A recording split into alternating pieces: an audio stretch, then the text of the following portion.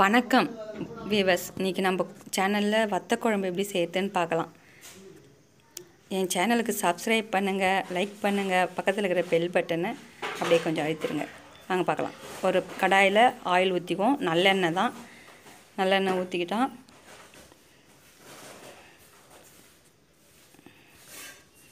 நல்லெண்ணெய் ஊற்றிட்டு அதில் நம்ம சுண்டல் வத்தலை வதக்கி எடுத்துப்போம்.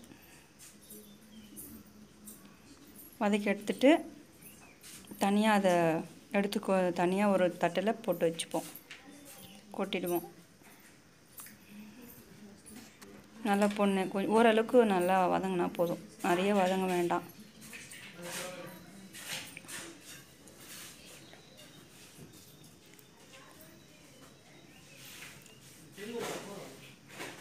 பொறுமையாக செய்யணுங்க, அப்போ தான் அது இல்லைன்னா தீஞ்சு போயிடும், கசப்பெத்துக்கும். இப்போ எடுத்து ஒரு பிளேட்டில் கொட்டி வச்சுருவோம்.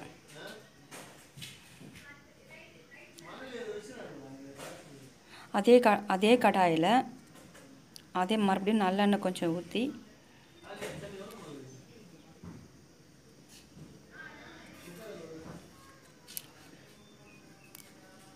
எண்ணெய் காய்ச்சதும்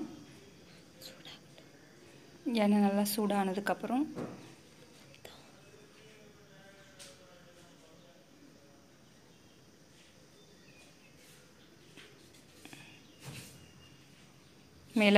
வரமிளகாய் போட்டுப்போம். தேவையான வரமிளகாய் போட்டுட்டு பூண்டு 5 பல்,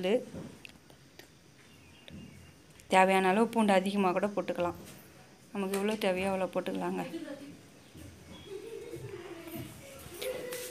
வெங்காயம் போட்டுப்போம். ஒரு பெரிய வெங்காயம்.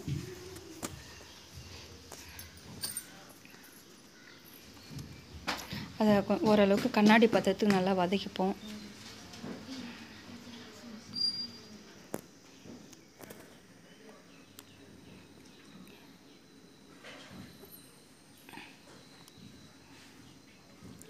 கண்ணாடி பதத்துக்கு வர அளவுக்கு வரைக்கும் நல்லா வதக்கி விட்டுட்டே இருப்போம்.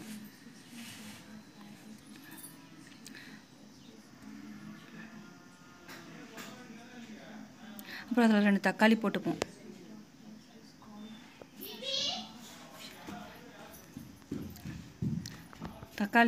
தக்காளியும் உப்பு போட்டு அதில் கொஞ்சம் நம்மளுக்கு தேவையான அளவு உப்பு போட்டுப்போம்.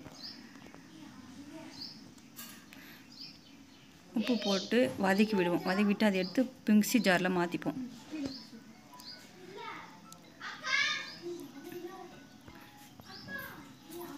மிக்ஸி ஜாரில் மாற்றினோடனே அதே கடாயில் மறுபடியும் கொஞ்சம் எண்ணெய் ஊற்றிப்போம். எண்ணெய் ஊற்றி அதில் கடுகு போட்டுப்போம். 1 ஸ்பூன் கடுகு,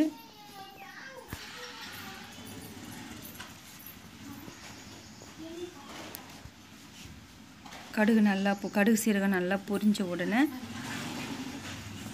நம்ம ஆல்ரெடி வெங்காயம் சின்னதாக ஒரு வெங்காயம் சாப் பண்ணி வச்சுருக்கோம். குட்டி குட்டியாக கட் பண்ணி வச்சுருக்கேன்,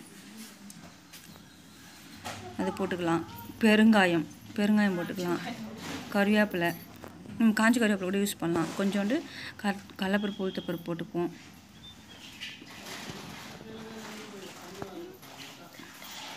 அது ரெண்டும் நல்லா வதங்கினதுக்கப்புறம் நிறமானது சின்னதாக வெங்காயம் போட்டுப்போம்.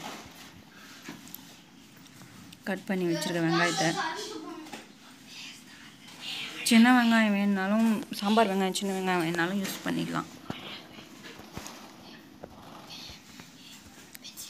நல்லா வதங்கினதுக்கப்புறம் நம்ம கரைச்சி வச்சுருக்க புளி தண்ணியை ஊற்றிப்போம். எலுமிச்சை சைஸ் புளி கரைச்சி வச்சுருக்கேங்க ஏற்கனவே. அதை ஊற்றி நல்லா கொதிக்க விடணும். அதில் நம்மளுக்கு தேவையான அளவு மிளகாத்தூள், காரத்துக்கு எவ்வளோ தேவையோ அவ்வளோ போட்டுக்கலாம். உப்பு, கல்லுப்பு போட்டு 2 நல்லா மிக்ஸ் பண்ணி விடுவோம். மிக்ஸ் பண்ணி விட்டுட்டு நம்ம அரைச்சி வச்சு விழுது எடுத்து போட்டுப்போம்.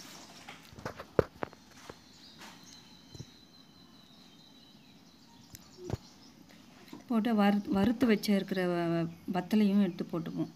இதில் காய்கறியெல்லாம் எதுவும் வேணும்னா சேர்த்துக்கலாம், வேணான்னா இது மட்டுமே கூட வச்சுக்கலாங்க. சிம்பிளாக செஞ்சுக்கலாம். அதுக்காக தான் இந்த மாதிரி காய்கறி இல்லாத டைமில் கூட இந்த மாதிரி செஞ்சுக்கலாம் நம்ம வத்த குழம்பு. அதை போட்டுட்டு நல்லா கொதிக்க விட்டு எண்ணெய் பிதிஞ்சு வர அளவுக்கு பச்சை வாசனை போக நல்லா கொதித்து எடுத்து வச்சுக்கலாங்க. பாருங்க, அவ்வளோதாங்க. சாதம், சோறு, பொரியல், வத்த குழம்பு, அவ்வளோதாங்க.